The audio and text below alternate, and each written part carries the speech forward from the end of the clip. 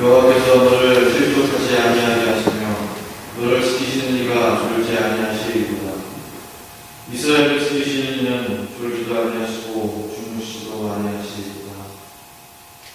거룩하신 아버지 하나님, 우리를 지키시고 우리 생명을 보존하시는 주님, 이제 우리에게 새로운 생명을 주셔서 하나님 앞에 나와서 하나님 앞에 기도할 수 있는 은혜의 시간을 주셔서 감사합니다. 하나님, 이 시간 하나님 앞에 기도하고 간구하며 나아갈 때 우리 마음 가운데 기도의 영을 부어주시고 우리 마음 가운데 기도의 제목들을 주셔서 하나님 아버지 앞에 기도할 때 힘 있는 기도, 은혜가 넘치는 기도의 시간이 될 수 있도록 축복하여 주시옵소서. 이 새벽에 함께 하시는 임마누엘 되시는 예수 그리스도의 이름으로 감사하며 기도하였습니다.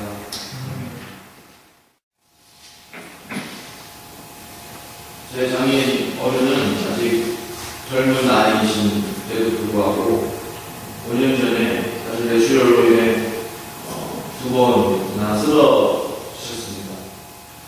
처음에는 금방 회복되는 것처럼 보였는데 얼마 지나지 않아서 겨울 어느 추운 날 어느 날 길 한복판에서 다시 쓰러지시게 되셨고 당시에는 거의 희망이 보이지 않았습니다. 뇌에 있는 핏줄이 터지는 뇌출혈이 2번이나 찾아왔기 때문에 생명을 잃을 수 있을 만큼 매우 위험한 상태까지 이르게 되었습니다. 온몸에 마비가 오셨고 말도 못하시는 상태가 되었기 때문에 정말 생사의 기로에 서 계셨습니다. 다행히 하나님의 크신 은혜로 위험한 고민 넘기게 되었습니다. 그 뒤로 아주 조금씩 회복되기 시작했습니다. 다른 분들은 그 회복 속도가 좀 빠른 편인데 우리 장인어른은 그 회복되는 속도가 매우 더디었습니다. 본인이 지난 지금 아직도 휠체어를 의지하셔야만 하고 혼자서 화장실로 가시기 어려우십니다. 하지만 조금씩 팔다리에 힘이 돌아오시는 것을 보면서 하나님께 감사를 드리고 있습니다. 그런데 일주일 전에 이삿짐 트럭이 장인어른의 휠체어를 다시 치게 됐습니다. 다시금 병원에 입원하셔야만 했습니다. 다행인 것은 정말 크게 다치지 않아서 성으로 감사했습니다. 이제 퇴원을 다시 준비를 하고 계시다고 전화 통화를 통해서 듣게 되었습니다. 온몸에 그런 마비가 있으신 분들은 그런 크고 작은 사고들로 인해서 몇 년간 운동해온 그 몸이 다시금 원래대로 돌아가게 되는 그래서 다시 처음부터 운동을 시작해야 하는 그런 상황이 생기게 된다고 합니다. 그렇게 되면 더 힘든 그 시간들을 고부로 보내면서 다시 몸이 조금씩 힘을 얻기까지 정말 땀을 흘리면서 운동을 하시라고 하는 것이죠. 5년 이상의 그런 육체의 고통 속에 있으시면서 저희 장인어른이 가졌던 큰 변화 중에 하나는 바로 그분의 믿음의 성숙이었습니다. 하나님을 끝까지 믿는 마음입니다. 입에서 나오는 감사의 입술을 매번 통화할 때마다 전화를 들을 때마다 들을 수 있게 되었습니다. 몸이 건강하다고 깨닫지 못했던 하나님의 구원에 대한 감사와 눈물이 그분 가운데 보이기 시작한 것입니다. 평소에 자주 흘리지 않았던 그런 눈물들, 감사의 감격의 그런 눈물들을 보이기 시작하신 것입니다.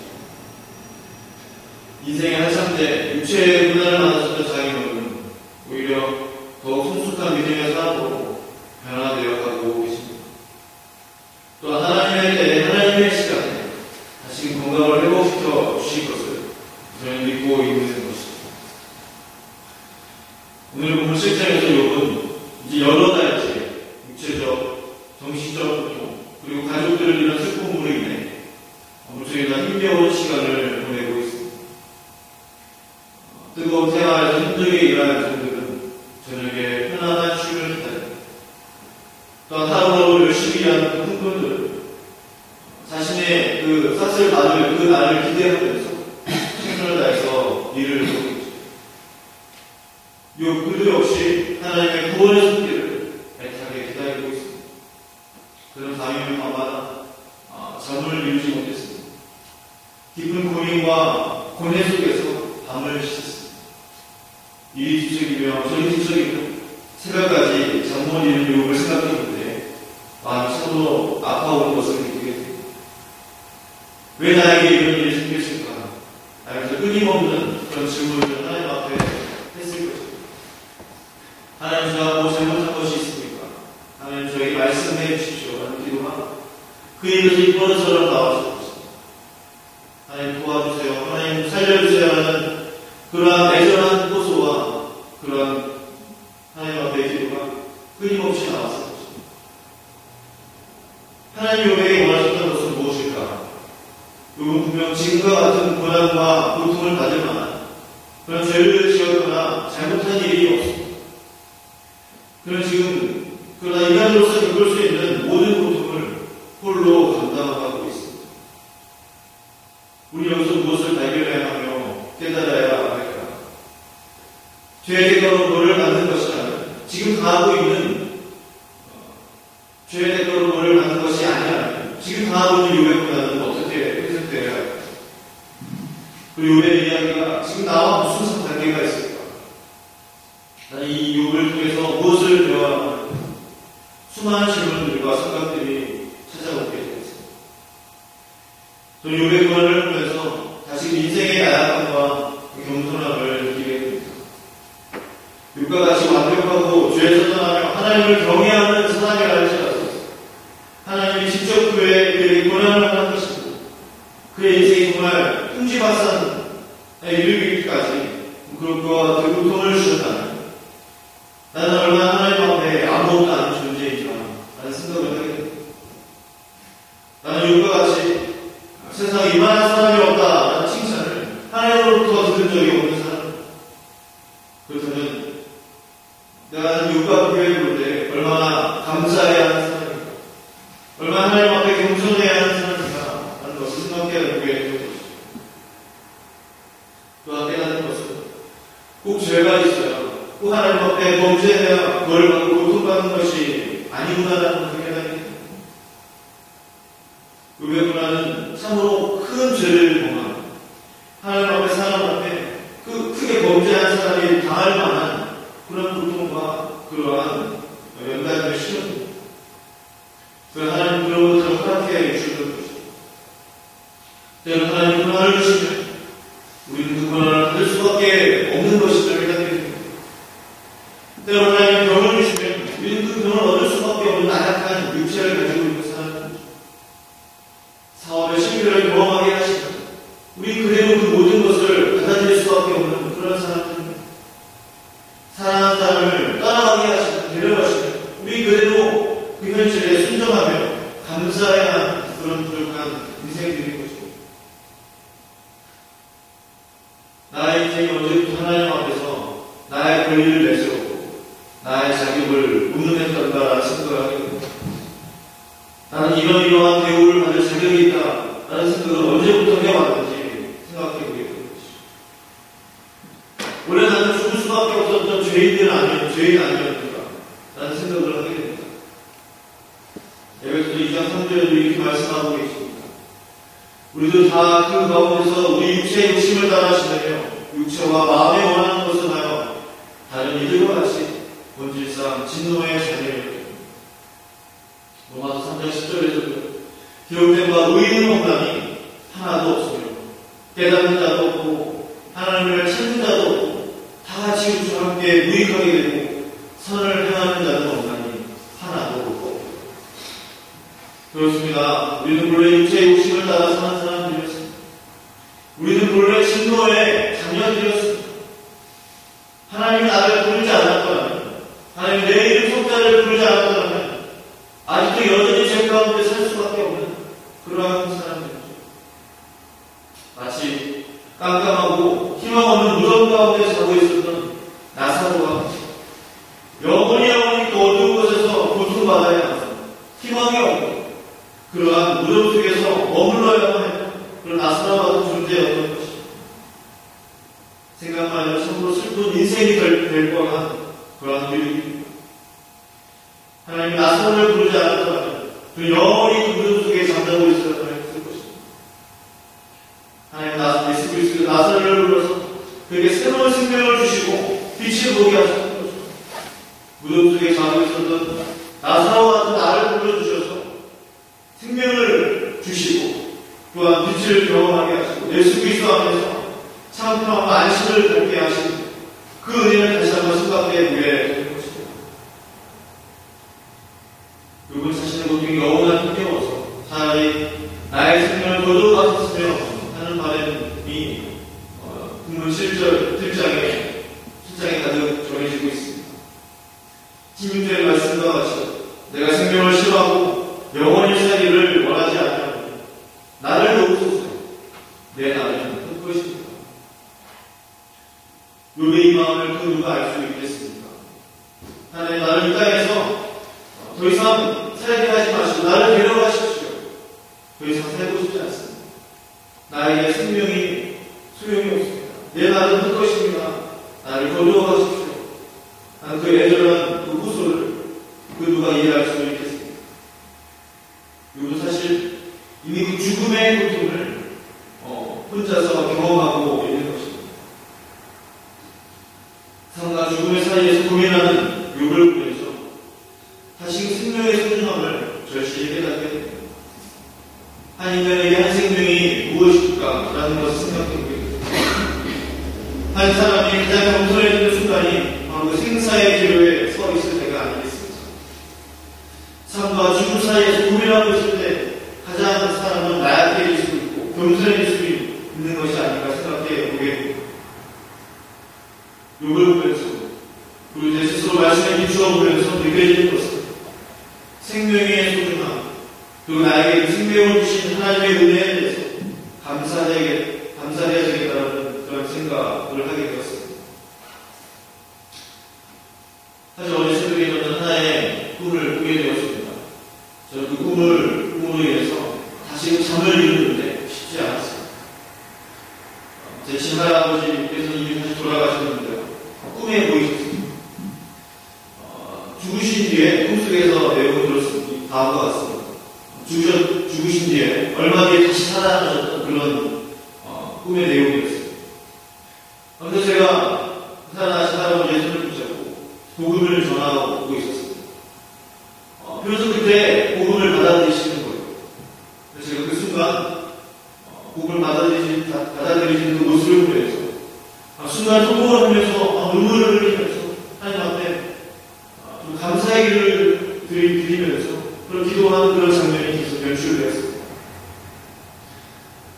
하나님이 그 할아버지의 생명을 다시 주신 것은 할아버지가 다시 구원을 받게 하시기 위해서 다시 예수 그리스도를 믿고 정말 천국으로 인도하시기 위해서 다시 생명을 돌아오게 하셨구나 라는 생각에서 너무 마음에 감사했고 너무 감격스러웠어요. 그래서 저는 손을 잡고 통곡하면서 그런 계속해서 제가 꿈속에서 울고 있었습니다. 그런데 갑자기 그 하나님 예수 그리스도 영접하신 그 직후에 바로 숨이 끊어지는 것을 보게 되었습니다. 다시 이제 하나님의 꿈으로 가게 된 것입니다. 그리고 제가 하나님이 정말 은혜를 주셔서 할아버지가 이 생명을 다시 허락해 주셨구나. 그리고 예수님을 영접을 생각하게 하셨구나. 라는 것을 깨닫게 되었습니다. 그리고 바로 그 꿈에서 깨어나게 되었습니다.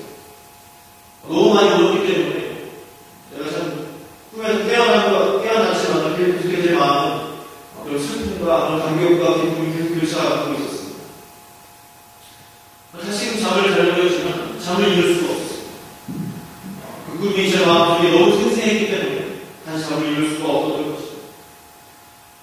그러면서 다시 제 마음 가운데 하나님의 구원의 은혜 또 예수 그리스도의 복음이 얼마나 감사한 것인가에 대해서 생각하게 되었습니다. 잠을 자려고 했지만 잠이 더 이상 오지 않았습니다.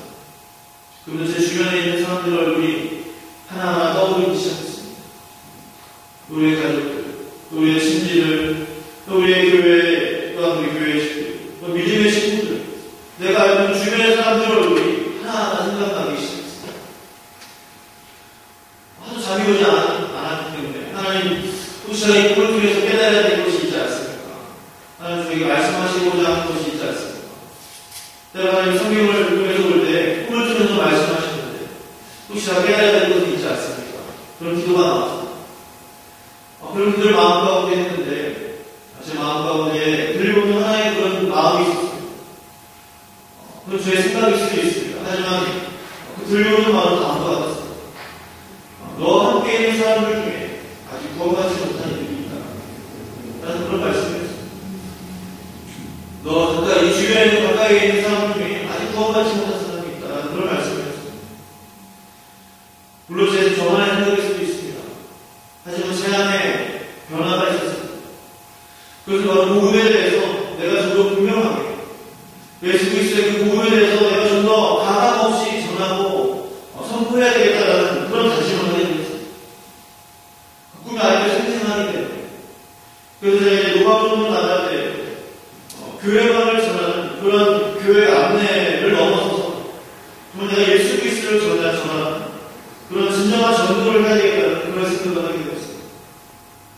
그래서 우선은 우리 교회 청년들에게 예수 그리스도를 자신의 구주로 영접하고 믿고 있는지 제 일일이 개인적으로 점검을 해보려고 합니다. 정말 예수님을 자신의 구주로 영접하고 믿고 있는지 예수 그리스도의 그 보혈로 죄사함을 받았는지에 대해서 분명하게 점검하면서 넘어가야 되겠다는 생각을 우선 하게 되었습니다. 그리고 거리에 나가서 만나는 일대일로 만나는 그런 청년들에게도 예수를 믿고 사는 마음이 없다 할지라도 당장 교회를 나오고 싶어 하지 않는다 할지라도 마지막에서는 꼭 주 예수님이라 믿으라. 그러면 너와 내 집의 구원을 얻으리라. 예수님의 복음을 가감없이 전해야 되겠다는 그런 생각을 하게 되었습니다. 그 꿈을 통해서 다시 한번 복음의 소중함에 대해서 또한 복음 증거한다는 것이 얼마나 중요한지에 대해서 스스로 깨닫게 되었던 것입니다. 의외의 집에 오면서 저를 구원해 주시고 생명을 주시고 그리고 지금까지 나의 삶을 지켜주신 그 하나님의 은혜에 감사하게 되었습니다. 또한 내가 얼마나 하나님 앞에 겸손하게 무릎 꿇어야 되는지에 대해서 생각해 보게 되었습니다. 또한 그 생명의 소중함을 깨닫고 이제 생명을 전하는 그 복음 전도하는 일에 더 힘써야 되겠다는 그런 마음을 갖게 되었습니다. 성도님들의 삶 속에서도 생명에 대한 감사와 감격이 넘치시기를 바랍니다. 또한 생명 주신 예수님, 생명을 주신 그 예수님을 전하는 그런 모든 성도님들이 되시기를 주의 이름으로 축원을 드립니다. 기도하시겠습니다. 하나님 아버지 감사합니다. 우리의 인생을 보면서 내가 얼마나 하나님 앞에 감사하며 살아야 하는지 우리의 고난을 보면서 내가 얼마나 하나님 아버지 앞에 겸손하게 서야 하는지를 보게 됩니다. 하나님 나의 삶을 지금까지 인도해 주시고 지켜주신 그 하나님 감사를 올렸습니다. 또 하나님 앞에 거저받은 이 생명, 거저받은 이 복음을 다른 사람들에게도 거저 나눠줄 수 있는 예수 그리스도의 그 복음의 소중함을 다시 한번 깨닫는 이 새벽이 되기를 원합니다. 우리 마음 가운데 영원교회의 열정을 하고 시켜주시고 정말 만나는 영혼들마다 예수 그리스도의 복음을 증거할 수 있는 그런 우리 마음에 하나님의 마음을 가질 수 있는 우리 모두가 될 수 있도록 이 새벽을 축복하여 주시옵소서. 감사드리며 예수님의 이름으로